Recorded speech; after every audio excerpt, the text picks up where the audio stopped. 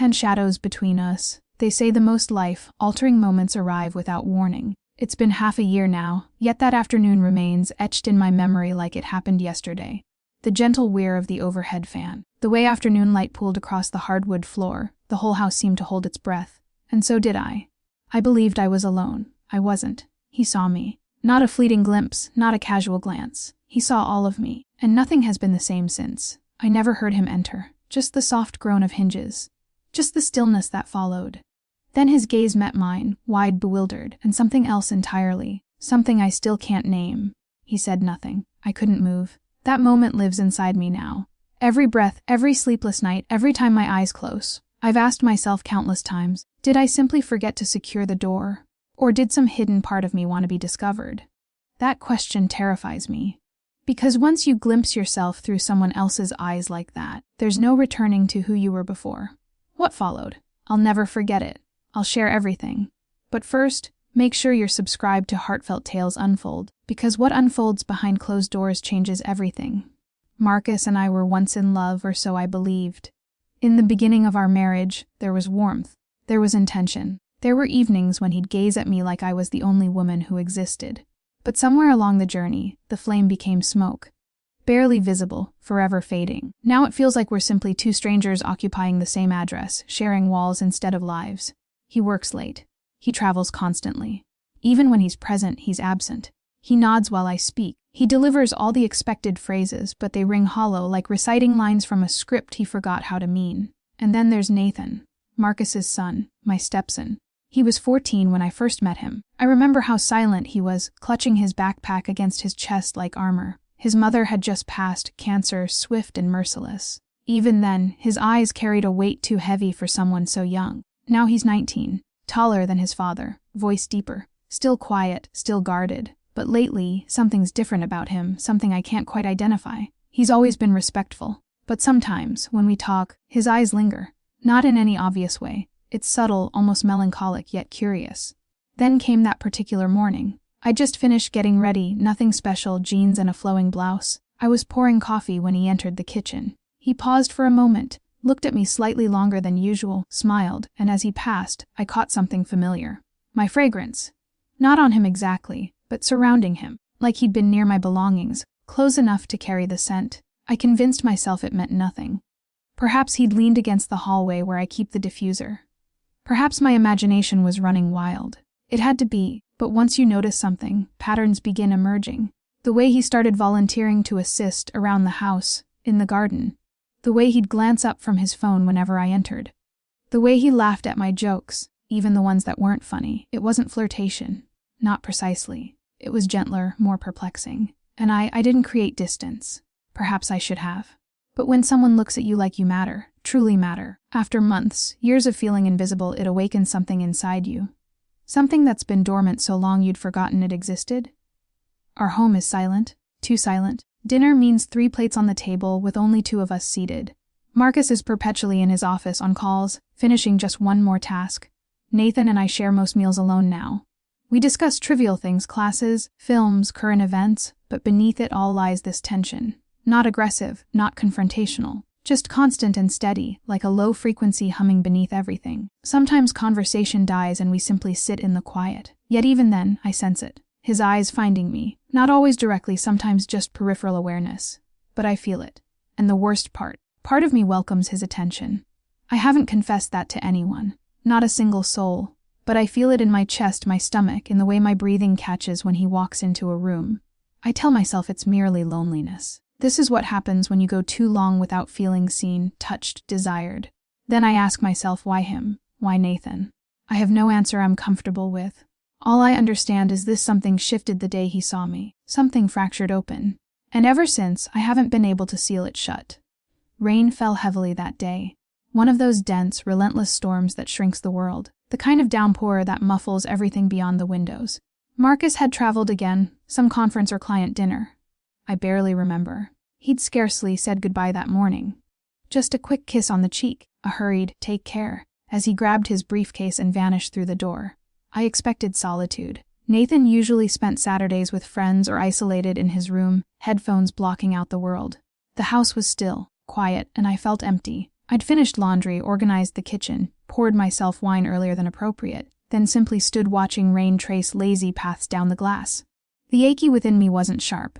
It was dull, creeping, like something nameless had been missing for far too long. I climbed the stairs without purpose, just needed space. Needed to feel something. I closed the bedroom door behind me, or thought I did. I recall the soft click, but maybe it never latched. Maybe I was careless. Or maybe I desperately wanted to believe I was alone, ignoring what I knew deep down. I sat on the bed's edge for an extended time, just breathing, staring at nothing. My fingers moved unconsciously. My thoughts drifted. No candles, no music. This wasn't some elaborate fantasy or sensual escape. It was raw, quiet, desperate. I let my hands move across my skin in ways they hadn't for years. Not from lust, from longing. From needing to remember I could still feel that I hadn't vanished entirely. For brief moments, I surrendered. I allowed myself to imagine something warmer. Eyes that truly saw me. Hands that didn't rush. A presence that felt intentional rather than incidental. Then I sensed it. That presence, not imagined, real. I turned slowly, breath trapped in my throat, and there he stood. Nathan, frozen in the doorway. He didn't flinch, didn't avert his gaze, and I didn't cover myself quickly enough, too stunned, too paralyzed. An entire lifetime seemed to pass in those 3 seconds. His eyes were wide but not shocked, not horrified. They held something else, something I still lack words for. I straightened, heart thundering, mouth parched, throat constricted. Before I could speak, he turned and walked away. Not hurried, not panicked, just turned and departed. No slamming door, no rushing footsteps, just thick silence settling again, like the storm had infiltrated the walls themselves. I remained motionless for what felt eternal, hands still in my lap, breathing shallow, mind racing, trying to convince myself I'd imagined it, that it never occurred, that perhaps the door had been secured and this was some twisted daydream. But it happened. He saw me. He watched. Then walked away. No apology. No words. But I noticed the rise and fall of his chest, how his fingers curled slightly as he turned, how he hesitated just briefly before leaving. That moment wasn't coincidental. And the silence that followed was louder than anything I've ever experienced. Sleep evaded me that night. Each time I closed my eyes, I saw his face in the doorway, still, quiet, watching. My skin burned with shame. But beneath the shame lurked something I wasn't prepared to acknowledge, something that coiled in my chest like a dangerous secret. The following morning I woke early, made coffee, sat at the kitchen table, pretending normalcy. Just another Sunday. But it wasn't. I couldn't stop replaying it. Replaying him. Did I forget to secure the door, or did I leave it open? That question pursued me like a shadow. I wanted to believe it was accident, honest carelessness. I'd been alone in that house countless times. Why should that day differ? But truth is, I never checked the lock. Never thought to. And the longer I sat with that, the more it gnawed at me. I avoided him for days. Each time I heard his footsteps, I'd slip into another room or pretend business. I couldn't meet his eyes without my heart racing, my stomach knotting. I feared what he thought, what he felt, what I might feel if I confronted it. But Nathan, he didn't avoid me. In fact, he appeared more often, sitting at the counter while I cooked, asking if I needed assistance folding laundry.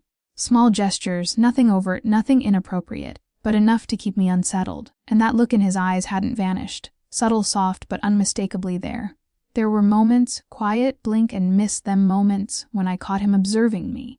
Not like before, not like the doorway, but attentively. Closely, like he was trying to decipher something on my face I hadn't yet written.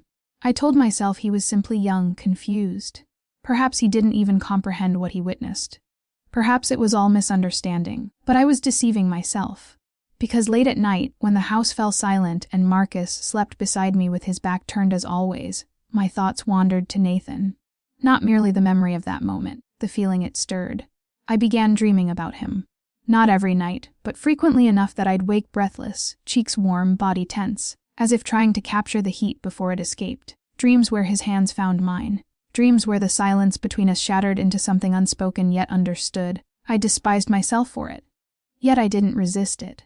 I'd lie awake staring at the ceiling, torn between guilt and yearning, between the life I had and the fantasy that kept arriving, uninvited but never unwelcome. I started choosing different clothing around the house.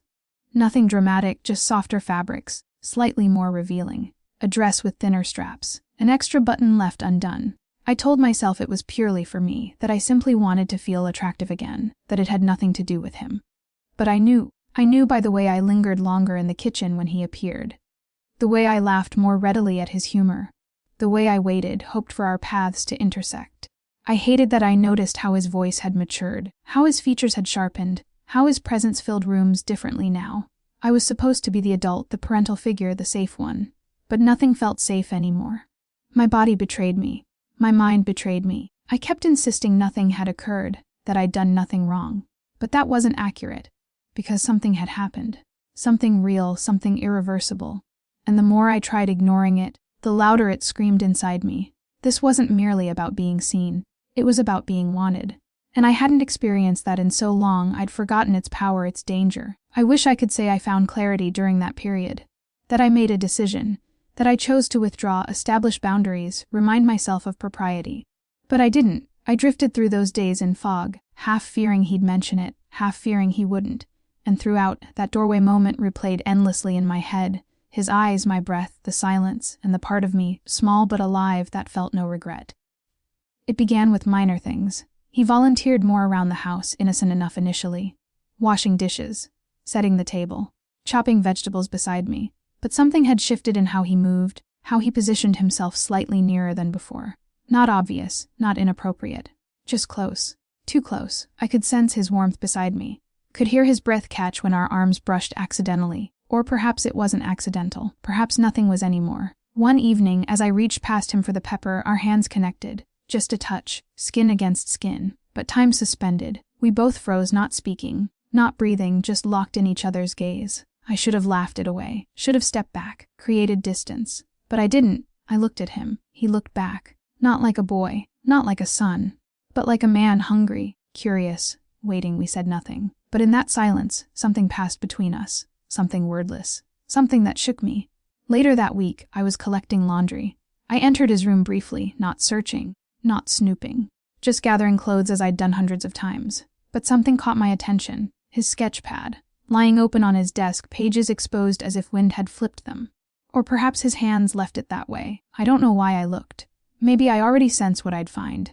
There I was, staring at a pencil drawing of myself. It wasn't crude or amateur. It was soft, detailed, beautiful even. My face tilted in contemplation, hair tucked behind one ear. The way I sometimes appear when reading in the living room, forgetting the world exists. He'd captured me. Not as a mother, not as a step anything, but as a woman. And my stomach twisted. When he returned that evening, I confronted him. I tried keeping my voice steady, calm, asked what it was, why he created it. He didn't deny it. He didn't appear ashamed. He looked frightened, but not because he was caught. Because of what it represented. Because I'd witnessed what he'd tried concealing. It doesn't mean anything, he said quickly, voice trembling. I was just sketching, that's all. But I saw the color rising in his cheeks, the way he wouldn't meet my eyes. The way his fingers curled into fists at his sides. He departed before I could respond, and I stood there alone, holding that sketch pad's weight like it might burn through my hands. That night, sleep abandoned me again. I lay in darkness, eyes open, heart racing, every part of me exposed and raw in ways I couldn't define anymore. Then came the knock, soft, hesitant. I knew it was him. I don't know what compelled me to answer. Perhaps I wanted to tell him to stop. Perhaps I wanted to understand why. Perhaps I simply needed to see his face, to confirm this was real. He stepped inside, didn't approach too closely, stood near the door, hands in pockets, gaze on the floor. I'm sorry, he said quietly. I shouldn't have drawn you. I shouldn't have. He stopped. I waited. Then he looked at me directly, and what he said next, I'll carry forever. I didn't mean to, but I can't forget what I saw. His voice barely exceeded a whisper, like the words physically hurt to release. I couldn't breathe. I wanted to scream. I wanted to flee. I wanted to cry and shout and demand he leave, forget, erase everything. But instead, I stayed. I stood there in my nightgown in the quiet, looking into the eyes of someone who had seen me more completely than anyone had in years. And I didn't move. Not forward, not away. Just stayed. Because something in me had already crossed a line. Even if nothing physical had happened, something had transformed. And deep down I understood this wasn't the end. It was only the beginning. Rain had been falling since early evening. One of those restless storms that never settles. The kind that taps against windows like it's seeking entry. Like it senses something's imminent. Marcus was absent again. Another late flight. Another business trip. I didn't inquire where. I no longer cared. Just nodded, kissed his cheek, watched the door close behind him. I remained downstairs that night. The house was quiet but not peaceful. The air itself seemed to hold its breath, I stood at the kitchen sink, staring at nothing, hands wrapped around a warm mug I wasn't drinking from. Only the rain made sound. Then I heard him. Nathan. I didn't turn initially. Knew it was him. Recognized his footsteps, so deliberate, like he never wanted to disturb the world around him. He entered and stopped. I felt his presence behind me. Silence. I waited. Then, softly, I think I should leave. My heart plummeted. Just like that. No build-up, no warning, just those 5 words. I finally turned, faced him. His expression was serious, exhausted. Something heavy weighed in his eyes, like he'd been carrying everything he couldn't voice. "I can't stay here," he whispered. "It isn't right." I stepped forward slowly, not thinking, just feeling. "Please don't," I said, my voice trembling. "Don't go." He looked at me like he didn't understand. Or perhaps he understood completely, and that terrified him. We stood there, barely a breath apart, the storm outside intensifying, growing wilder, like it echoed what was happening inside me. Then I did something unplanned. I retouched his arm gently, and he stepped toward me. We embraced, but it transcended a simple hug. It was something else entirely. It lasted too long. Our bodies fit too naturally. My face pressed against his chest, and I felt his heart racing. I knew I should pull away. I knew it. But I didn't. And when I finally tried, when I shifted to separate, he didn't release me. His hands remained on my waist. Mine stayed on his chest. Our faces somehow just inches apart. He looked at me, I looked at him. Neither moved. Neither needed to. Because in that suspended moment, the line we weren't supposed to cross had already dissolved into nothing. Perhaps it was just a kiss, soft, breathless, barely there. Perhaps it was more. I won't specify. Not to protect him or myself, but because I'm uncertain I can explain it. Not with words, not with rules, not with labels. All I know is what I experienced. And what I experienced was being alive. In that moment, nothing else existed. Not guilt, not marriage, not right or wrong or what the world would say. Just heat, silence, and us. We didn't speak afterward. We didn't need to. He left the kitchen wordlessly. I remained standing in the dark, heart pounding, skin tingling, mind chaos. Something had occurred, something real, and there was no undoing it. After that night, silence returned, but transformed, thicker now, sharper, like glass between us. See, through but dangerous to touch. Nathan and I stopped communicating. We didn't need to voice it. We both understood we'd crossed something uncrossable. Whatever boundary we'd pretended existed vanished the moment we didn't step away. He began avoiding me. Didn't appear in the kitchen while I cooked. Didn't sit at the table for meals. Some nights he skipped dinner entirely. I'd hear his bedroom door close, quiet and final. And me. I became a phantom in my own home, moving through rooms like walking underwater, slower, heavier, uncertain whether I was floating or drowning. I forgot responding to emails, burned toast repeatedly, left laundry in the machine until it soured. My hands stayed busy, but my mind wandered elsewhere entirely. Marcus returned a few days later. The moment he entered, I felt his eyes studying me. Not the way a husband studies his wife from affection, but that distant way you examine a picture you know is crooked without understanding why. He embraced me as usual, light, perfunctory, absent, but something in his expression lingered. A hesitation, a question he hadn't figured out how to ask. I told him I was simply tired, long week, didn't feel like myself. And that part was true. I didn't feel like myself, because I wasn't. I was something else now. Something split down the middle, something I didn't recognize.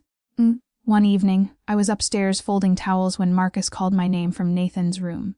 My heart stopped. I entered, keeping my breath steady, forcing calm into my voice. He held the sketchpad. That sketchpad, the one I should have concealed, destroyed, anything. He opened it, displayed the page. My face. "Nathan's shading? Did Nathan draw this?" he asked, confused but not yet suspicious. My mouth opened before thought arrived. "No," I said. "It's mine." He blinked.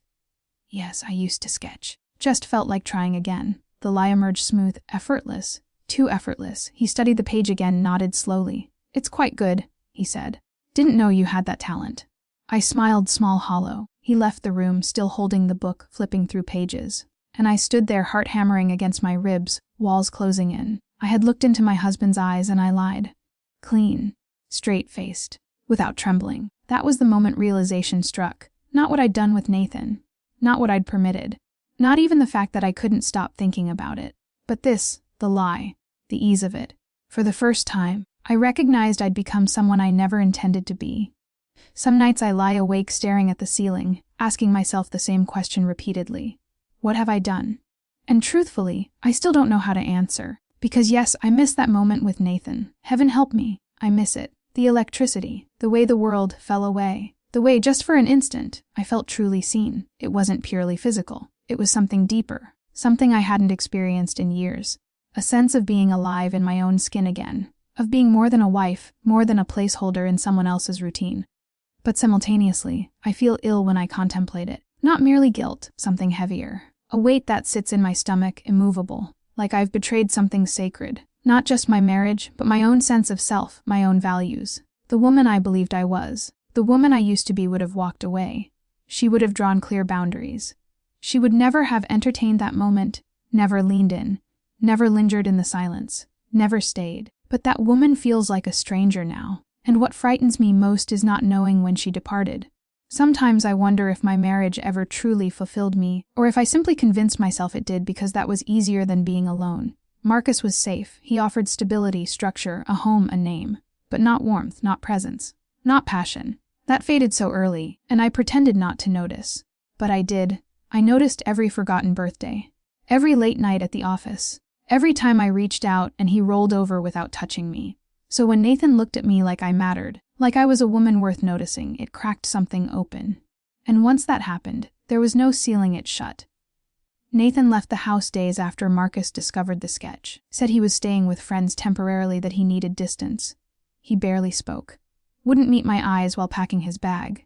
I didn't try stopping him. I couldn't.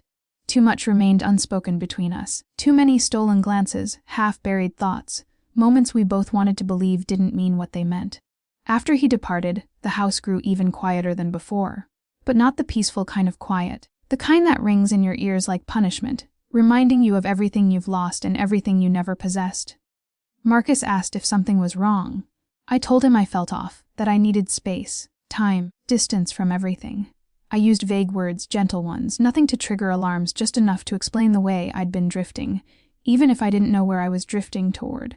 He nodded. He always nods. He didn't fight me on it, and that might have hurt most of all. No anger, no suspicion, just detachment, like he expected it, like perhaps part of him had been waiting for me to admit something inside me had transformed. And it has. I've changed. But I don't understand into what. I keep hoping distance will clear my head. That time will make me forget. That Nathan will fade back into simply being my stepson. Just a young man in the hallway. Just a memory I can place neatly in a box and never reopen. But it isn't working. The dreams haven't ceased. And the worst part, I don't think I want them to. If you've ever been caught between loneliness and longing, if you've ever felt that ache in your chest that nobody seems to notice, if you've ever stood at the edge of a decision that could destroy everything, and still wondered what it would feel like to take just one step forward, tell me, what did you do? Was it a moment of weakness, a slip, a stumble?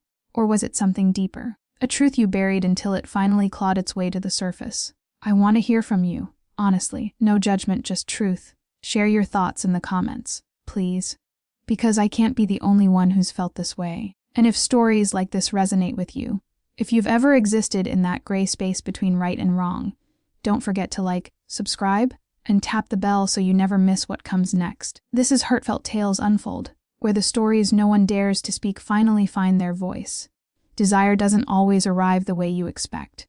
Sometimes it wears the face of safety, a smile, a gentle hand on your back, someone who remembers how you take your coffee. And sometimes it's a fire you never meant to ignite, burning in the space where comfort once lived. It doesn't ask if you're ready. It doesn't care if it fits neatly into your life. It simply appears, silent and wild, and dares you to pretend you don't feel it. And when you surrender, even momentarily, everything transforms. You don't recognize the woman in the mirror anymore. Her eyes hold too much. Her silence is too loud. And the reflection, it's fractured, jagged, composed of choices she can't undo. That's me now. I'm not telling you this for pity, or to be understood, or forgiven. I just wanted someone to know, to hear the truth. Not the version I present at social gatherings. Not the one I feed my husband with exhausted smiles. Not the one I wrap in silence for the sake of peace. Just the truth. Because even if it makes me the villain in someone else's story, at least now I exist in mine.